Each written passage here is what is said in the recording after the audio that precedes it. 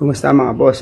Share ko lang yung pagpiprint ko ng ating mga reports kasi walang kuryente dito sa amin kailangan nating isubmit at yung reports ay hinihingi na ng ating bossing.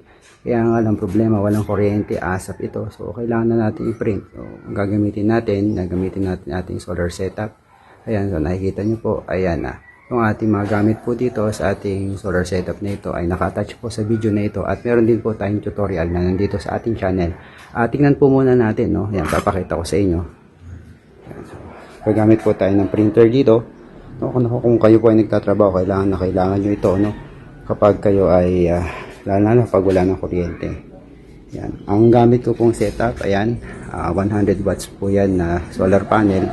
At ayan po yung aking solar charge controller. Yan, meron din po akong inverter dito. At siyempre, pinalitan ko po muna yung ating battery. Yan. Makikita nyo mga boss, yung battery natin. Ito pinagpalitan natin ng e-bike.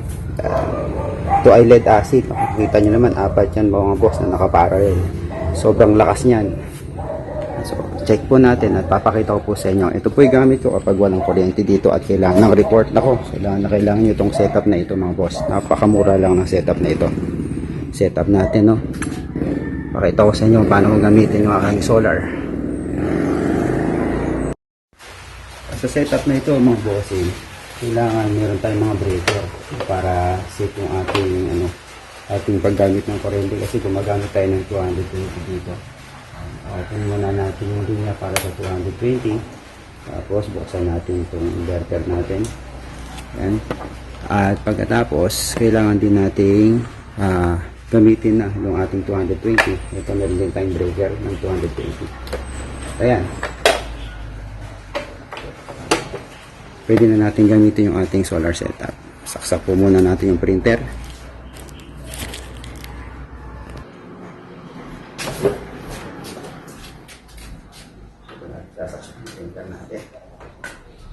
And meron na tayong linya ng 220 mga bossing.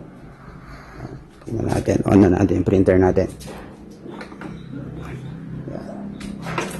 Ayan. So pwede na natin gamitin yung 220 natin.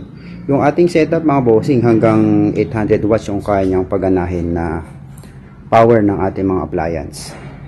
Kita nyo, napakalaking tulong nito lalo sa mga nagtatrabaho at madalas na walang kuryente sa kanila at lalong lalo sa mga guro natin dyan, shout out.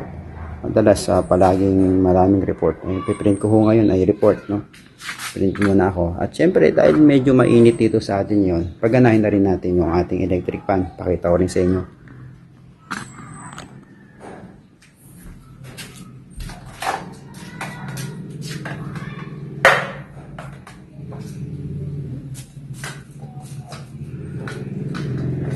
Ayan. Kayang-kaya bossing ng ating mga kanya ng ating solar setup na ito. 100 watts lang ito mga boss. Ating solar setup. Ayan, gumagana yung ating electric fan.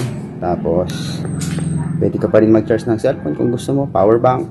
And, yung ating, pag nito, yan, yung ating printer. At mag-print na ako para pag hinanap ng aking bossing, may submit ko na.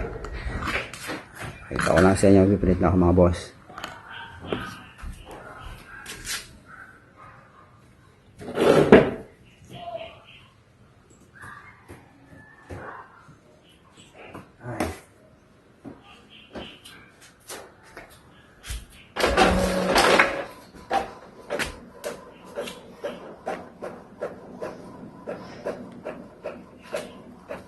Yan, printing na mga bossing yung ating report. Hindi na magagamit yung aking boss.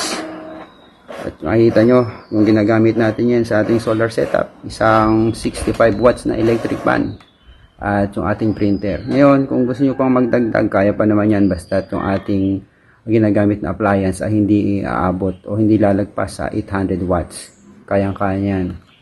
At pagdating naman kung sa mga tanong ninyo kung anong oras o gaano katagal lang itatagal ng ating battery. Itong battery natin nakakanyan, nakaparallel. Malakas yan, kayang-kaya niya hanggang 8 oras. Kaya sa ngayon naman ay medyo makulimlim.